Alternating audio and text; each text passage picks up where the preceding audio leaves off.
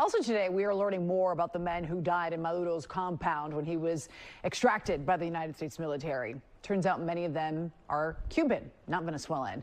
NBC6 politics reporter Hatzel Vela, who worked inside of Cuba as a journalist for quite some time. Hatzel, you know so much of the country. I know you joined us now with the very latest on what you've learned.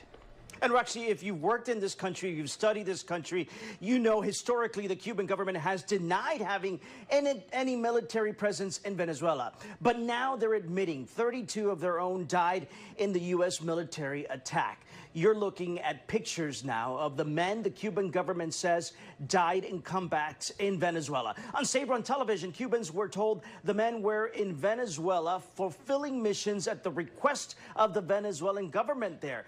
The men ranged in age from 26 to 67 years old. Okay, welcome to the video, guys. This is Justin Paul. So I just wanted to do a reaction here to the news. Of course, Trump had already alluded to it, that Cubans were actually, the detail for Maduro in Venezuela. So, they had hired Cubans. Um, it looks like they were all, maybe military, maybe private citizens. Not necessarily too clear as far as that's concerned, but Cuba had denied the fact that they were even there, to help Venezuela. But now they're coming back and saying that they were on a mission, um, in Venezuela, and we know the mission was to protect Maduro.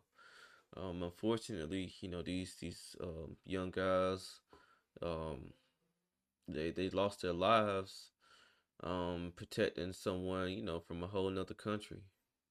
They wasn't even in their own country protecting their own citizens and their own families. They were in another country protecting someone else in their interests, and they were just put in the line of fire, and it's definitely unfortunate.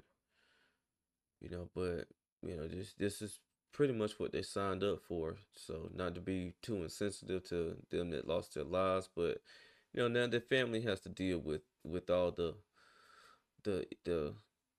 you know the the whole backlash of it, the whole aftermath of this whole thing. Like, their families are the ones that are having to deal with all of this, all the sorrow and everything that comes with losing a loved one.